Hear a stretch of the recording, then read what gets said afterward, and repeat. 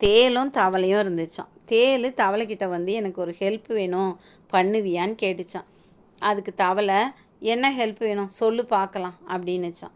உடனே தேல் சொல்லுது, நான் அந்த கரைக்கு போகணும், என்ன உன் முதுகில் ஏற்றிட்டு போய் அங்கே விட்டுடுறியான்னு கேட்டுச்சான். அதுக்கு தவளை கேட்குது, உன்னை எப்படி நான் என் முதுகில் ஏற்றுவேன், என்னை நீ கொட்டிட்டீனா அப்படின்னுச்சான்.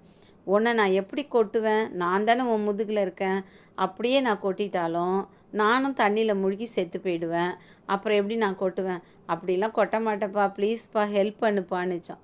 சரின்னு தவளையும் தேல் சொன்னதை நம்பி அது முதுகில் ஏற்றிக்கிட்டு வா போகலாம் அப்படின்னு நீந்தி போகிறாங்க. தண்ணியில் நடுவில் போகும்போது தவளை கொஞ்சம் ஆடி ஆடி அப்படி நீந்திக்கிட்டே போகுது. தேலுக்கு டவுட் வந்துடுது. உடனே என்ன பண்ணிடுச்சு, தேல் தவளை தலையில் ஒரு போடு போட்டுடுச்சு. போட்ட உடனே தவளைக்கு மயக்கம் வர ஆரம்பிச்சிடுச்சு. தவளை கேட்குது, ஏன் தேலி என்னை கொட்டினேன், நான் நீ என்ன சொன்ன, உன்னை நான் கொட்ட மாட்டேன்னு சொன்னதால தானே என் முதுகில் ஏற்றுனேன், இப்போ கொட்டிட்டியே, 2 பேருக்கும் சாவ போகிறோம், இப்போ என்ன பண்ணுறது அப்படின்னுச்சான். அதுக்கு தேல் சொல்லுது, கொட்டுறது என்னோடய குணம், என்னை அறியாமையே நான் உன்னை கொட்டிட்டேன் அப்படின்னுச்சான். இது நான் சொன்ன கதையில் பேராசிரியர் பர்வீன் சுல்தானா சொன்ன கதை.